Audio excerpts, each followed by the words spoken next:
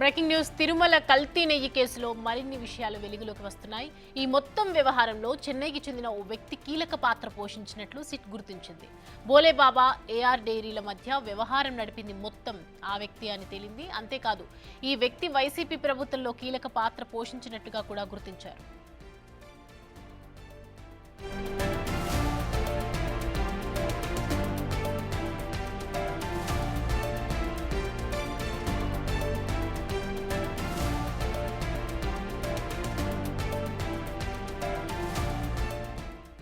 దీనిపై మరింత సమాచారం అందించడానికి మా ప్రతినిధి దామోదర్ జాయిన్ అవుతున్నారు.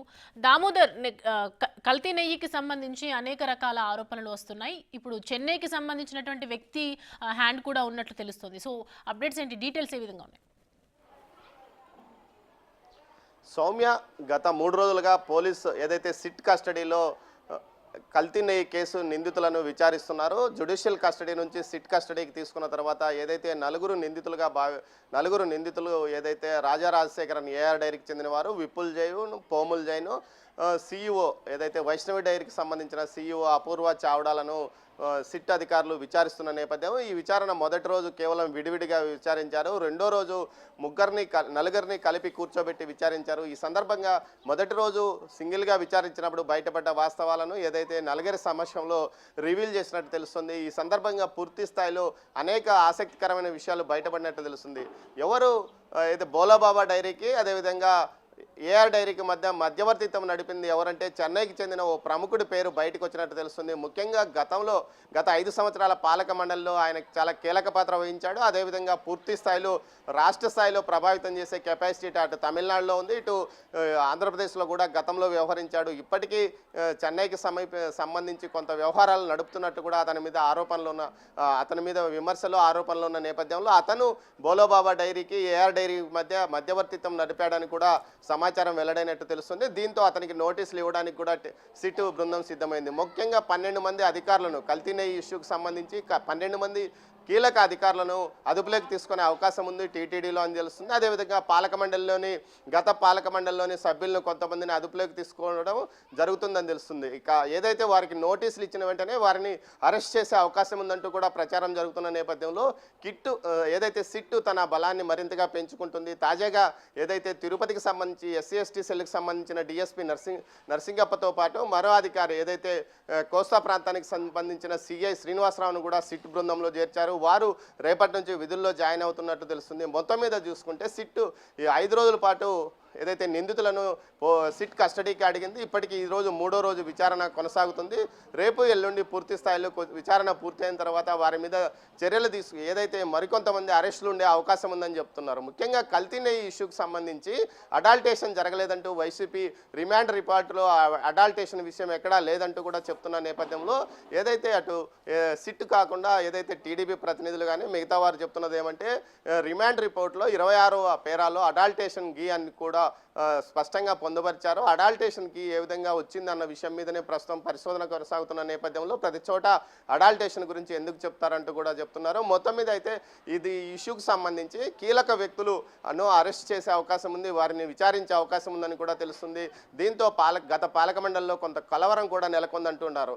మొత్తం మీద అయితే ప్రస్తుతం ఈ నలుగురిని విచారిస్తున్నారు. మరో 2 రోజుల పాటు వారి విచారణ కొనసాగుతుంది. విచారణ పూర్తయిన తర్వాత ఉద్యోగులను ఏదైతే అప్పట్లో పనిచేసిన ప్రొక్యూర్మెంట్కి సంబంధించిన అధికారులతో పాటు ఏదైతే ల్యాబ్కు సంబంధించిన వారిని కూడా అదుపులోకి తీసుకొని విచారిస్తారో ఎవరు బోలోబాబా డైరీకి సంబంధించి ఏదైతే ఏఆర్ డైరీ నుంచి వచ్చిన నెయ్యిని వెనక్కి తిరిగి పంపితే ఆ నెయ్యి బోలోబాబా డైరీకి కాకుండా వైష్ణవి డైరీకి ఏదైతే ఏఆర్ డైరీకి కాకుండా వైష్ణవి డైరీకి ఎందుకు వెళ్ళింది, వైష్ణవి డైరీ తిరిగి నేరుగా అదే నెయ్యిని వేరే ట్యాంకర్లో మార్చి పంపించిన కారణంగా మరోసారి దాన్ని ఓకే చేసిన వారెవరు అంటూ కూడా కొంత చర్చ నడుస్తుంది. మొత్తం మీద అయితే జూలై నెలలో ప్రొక్యూర్మెంట్కి సంబంధించి గతంలో ఎప్పుడు ఆదేశాలు చేశారు, ఎన్నికలకు వారం రోజుల ముందు ప్రొక్యూర్మెంట్కు స్పష్టమైన ఆదేశాలు గత పాలక మండలి ఇచ్చినట్టు తెలుస్తుంది.